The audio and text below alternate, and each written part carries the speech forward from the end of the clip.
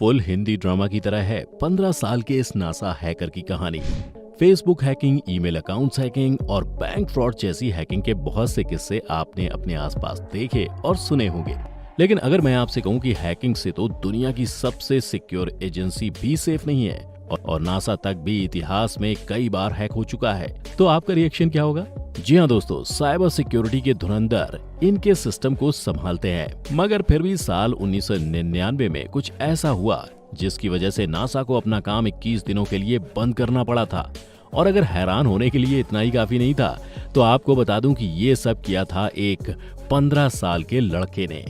नाम था Jonathan James और एक परफेक्ट एंटरटेनिंग फिल्म की तरह जोनाथन की इस कहानी में ड्रामा भी है, सस्पेंस भी और एक दुखद मौत भी।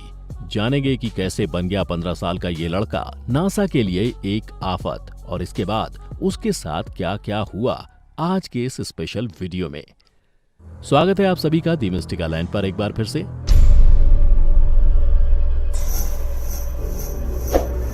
लेकिन इससे पहले कि इस वीडियो को शुरू करें, जो भी इस चैनल पर पहली बार आए हैं सब्सक्राइब कर लें, और जिन्हें भी हमारी नई वीडियो की नोटिफिकेशन नहीं मिलती, बेल आइकन पर क्लिक करके ऑल सेलेक्ट कर लें। खैर, लौटते हैं हमारी आज की कहानी की तरफ।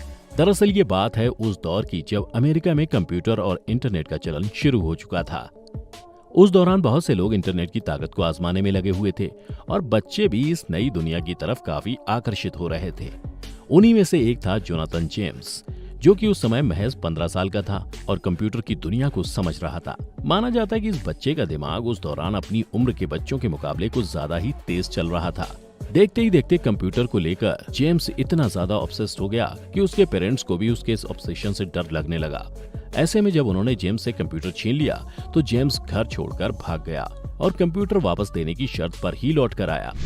सोर्स कोड, प्रोग्राम्स और कमांड्स को पढ़ते हुए धीरे धीरे उसका रुझान हैकिंग की ओर बढ़ने लगा और कुछ वक्त बाद उसने हैकिंग को अंजाम देना शुरू कर दिया। इसके लिए उसने अपना एक एलियास भी रखा, अपना एक दूसरा नाम भी रखा जो था कॉमरेड। इसी नाम के साथ जेम्स ने हैकिंग की दुनिया में कदम रखा और हैकिंग के लिए प्रोग्राम्स बनाना शुरू कर दिए। कुछ इंस्टीट्यूशंस और स्कूल सिस्टम की छोटी छोटी हैकिंग करने के बाद जेम्स कुछ बड़ा करना चाहता था।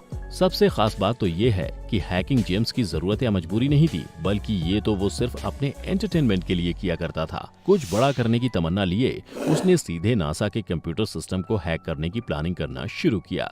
इसके लिए जेम्स ने ऐसे प्रोग्राम बनाने की कोशिश शुरू कर दी जिसके जरिए वो नासा के सिस्टम तक पहुंच सके। जेम्स को ज्यादा टाइम नहीं लगा और उसने एक ऐसा प्रोग्राम बना भी दिया। अब बारी थी उस प्रोग्राम को टेस्ट करने की। सबसे पहले जेम्स ने एक लोकल स्कूल और एक स्टोर पर उसे ट्राई किया। उसका एक्साइटमेंट एक लेवल और ऊपर चढ़ गया जब दोनों के ही सिस्टम्स में वो प्रोग्राम काम कर गया।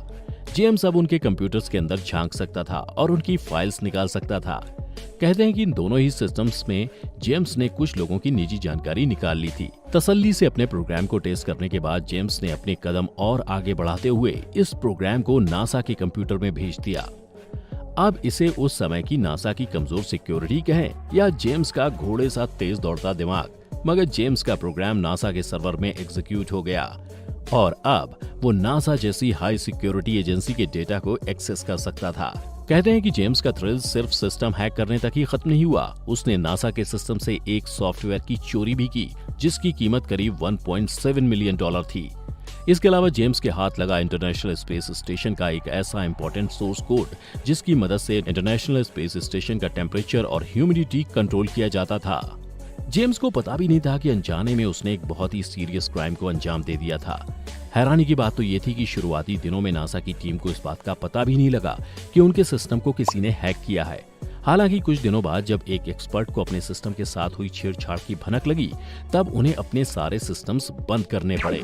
इसके बाद करीब 21 दिनों तक नासा की साइबर टीम इस मामले की तहकीकात में लगी रही कि हैकिंग का सोर्स क्या था और उनके सिस्टम में क्या क्या चोरी हुआ है, जिसके चलते सिर्फ 21 दिनों में उन्हें करीब $41,000 का नुकसान हुआ। अपनी बेवकूफी से अनजान जेम्स को इस बात का अंदाजा भी नहीं रहा कि भले ही वो नासा को चकमा देने में कामयाब हो गया है, मगर वहां बैठे लोग आखिर दुनिया के सबसे बेहतरीन साइबर एक्सपर्ट्स हैं जो आज नहीं तो कल उसे ढूंढ ही लेंगे। हैकिंग के नशे में चूर जेम्स उसके बाद भी लगातार कई और कंपनियों के सिस्टम्स को हैक करता रहा। अगस्त और अक्टूबर 1999 में कॉमरेड ने डिफेंस थ्रेट रिडक्शन एजेंसी के कंप्यूटर नेटवर्क को भी हैक कर लिया। यहां से उसने 10 से भी ज्यादा मिलिट्री कंप्यूटर्स से कुछ जरूरी ईमेल और एम्प्लॉइज के यूजर नेम्स और पासवर्ड चुरा लिए। बता दें कि DTRA United states department of defence की एक संस्था है जिसका मिशन संयुक्त राज्य अमेरिका के लिए परमाणु, जैविक, रासायनिक, पारंपरिक और विशेष हथियारों से जुड़े खतरे को कम करना है। इन सारी घटनाओं के बाद सबको लगा कि ये किसी बड़े हैकिंग ग्रुप का काम है। ऐसे में हैकर्स का पता लगाने का काम जोरों शोरों से चलने लगा। इस पूरे प्रोसेस में अमेरिका के डिफेंस सिस्टम और खुफिया एजेंसियों की मदद भी ली गई। सभी को ये डर सताने लगा कि जो आज नासा तक पहुंच सकता है वो कल और भी आगे जा सकता है। ऐसे ही कुछ हफ्तों के लगातार एफर्ट्स के बाद खुफिया एजेंसियों ने जेम्स का बनाया हैकिंग प्रोग्राम आखिरकार खोज निकाला। इस प्रोग्राम के काम करने के तरीके को समझने के बाद इसी की मदद से फिर हैकर को खोजने का काम शुरू किया गया। और फिर जैसा कि हमने कहा था, दुनिया के बेहतरीन साइबर एक्सपर्ट की नजरों से कोई कैसे बच सकता था। थोड़ा ही वक्त लगा नासा को अपने अपराधी तक पहुंचने में। उन्होंने पता लगा लिया कि जेम्स के घर से ही इस प्रोग्राम को नासा के सिस्टम में छोड़ा गया था। तुरंत जेम्स को गिरफ्तार करने की कवायद शुरू हो गई। दूसरी तरफ हैकिंग को खेल समझने वाले जेम्स को खबर भी नहीं थी कि आगे उसके साथ क्या होने वाला था। एक झटके में जेम्स के घर पुलिस आ गई और साल 2000 की शुरुआत में 26 जनवरी के दिन आखिरकार वायर टैपिंग और कंप्यूटर अब्यूज वायलेशन के जुर्म में उसे गिरफ्तार कर लिया गया। इससे पहले कि जेम्स कुछ भी समझ पाता, वो सलाखों के पीछे था।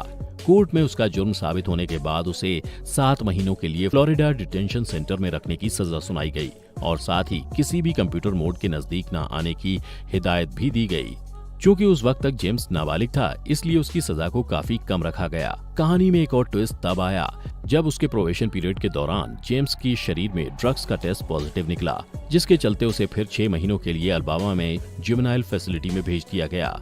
खास बात यह है कि 16 साल तक जेम्स अमेरिका का वो पहला नाबालिग लड़का था जिसे साइबर हैकिंग के किसी भी मामले में दोषी पाया गया था। हालांकि इसके बाद जेम्स ने उन सभी कंपनीज और डिपार्टमेंट से माफी भी मांगी थी जिन्हें उसने हैक किया था। वैसे अब अगर आप सोच रहे हैं कि इस कहानी का दी एंड यहीं होने वाला है, तो ऐसा नहीं है, क्योंकि क्लाइमैक्स आना तो अभी बाकी है। ये समय जेम्स के लिए काफी कठिनाइयों से भरा था। इस पूरी घटना के बाद से ही वो डिप्रेशन में रहने लगा था। हर कोई उसे एक क्रिमिनल की तरह ट्रीट करता था। यहाँ तक कि खुफिया एजेंसियों की भी नजर हर समय जेम्स पर बनी रहती थी। कुछ सालों के बाद अमेरिका में फिर से एक बड़े लेवल की हैकिंग का मामला सामने आया और इस हैकिंग का तरीका ठीक वैसा ही था जैसा जेम्स ने इस्तेमाल किया था। ऐसे में सुरक्षा एजेंसियों के दिमाग में सबसे पहले जेम्स का ही ख्याल आया। इसके बाद उन्होंने बिना कुछ सोचे समझे ही सीधा जेम्स के घर पर रेड मार दी। हालांकि तब उन्हें जेम्स के घर में कोई सबूत नहीं मिला और उन्हें खाली हाथ ही वापस लौटना पड़ा। हाँ, मगर उनका शक तब भी जेम्स पर ही बना हुआ था। कहते हैं कि इस रेड के बाद से जेम्स काफी घबराया हुआ रहने लगा था और डिप्रेशन का शिकार हो गया था। उसे लगने लगा था कि उसके पुराने क्राइम के कारण इस बार भी उसे गिरफ्तार कर लिया जाएगा। वो फिर से जेल जाना नहीं चाहता था। रेड हुए 2 हफ्ते भी नहीं हुए थे कि एक दिन अचानक से खबर आई कि जेम्स ने आत्महत्या कर ली। उसने अपनी बंदूक से खुद को गोली मार ली थी। मरने से पहले जेम्स ने एक 5 पन्नों के सुसाइड नोट भी लिखा था, जो कि उसकी मौत के करीब 1 साल के बाद उनके पिता ने मीडिया के सामने पेश किया था। अपने लेटर में उसने लिखा था कि मुझे कानून व्यवस्था पर कोई भरोसा नहीं है। शायद आज का मेरा एक्शन और ये लेटर पब्लिक के बीच एक स्ट्रॉन्ग मैसेज रखेगा, लेकिन मैंने इस सिचुएशन से कंट्रोल खो दिया है और इससे रिकवर होने के लिए मेरे पास कोई तरीका नहीं है। ये किसी की हार और जीत के बारे में नहीं है, बल्कि ये मेरी हार या जीत के लिए है। जो क्राइम मैंने किया ही नहीं, उसके लिए मुझे जेल भेजकर किसी को क्या हासिल होगा। ये मेरी जीत नहीं, मेरी हार होगी और इससे बेहतर तो मैं आजाद होकर मरना चाहूंगा। तो दोस्तों, ये थी यंग मगर बेहद इंटेलिजेंट हैकर की दुखद कहानी।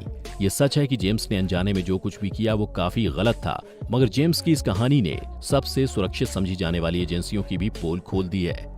जेम्स ने खुद कहा था कि सरकारें अपने कंप्यूटरों पर सुरक्षा के लिए जरूरी उपायों पर ध्यान नहीं देती हैं। सरकारी सिस्टम्स में सिक्योरिटी के कुछ मानकों की कमी है। हालांकि जेम्स के बाद से उन सभी कमियों पर ध्यान दिया जाने लगा था, जिसे इस हैकिंग के एक पॉजिटिव पहलू की तरह देख सकते हैं। जेम्स के पिता रॉबर्ट जेम्स, जो खुद भी एक प्रोग्रामर थे, उन्होंने एक इंटरव्यू में कहा था कि कभी कभी उन्हें लगता है कि उनका बेटा कितना बड़ा जीनियस था और कभी वो सोचते हैं कि उन्होंने किस बेवकूफ को दुनिया में जन्म दिया। सही मायनों में जेम्स की कहानी बताती है कि जिंदगी किसी भी तरफ मोड़ ले सकती है और हंसी मजाक में शुरू हुए अपराध की कहानी कहां से कहां पहुंच सकती है, हमें इसका अंदाजा भी नहीं होता। दोस्तों, जेम्स की इस कहानी को देखने के बाद आपका क्या कहना है? वो इंटेलिजेंट था या फिर बेवकूफ? कमेंट के जरिए मुझे जरूर बताइएगा। साथ ही अगर आपको आज का ये वीडियो पसंद आया हो तो इसे लाइक और शेयर करना हरगिज ना भूलें। फिलहाल आज के लिए इतना ही। अब हमें दीजिए इजाजत। आपका बहुत बहुत शुक्रिया।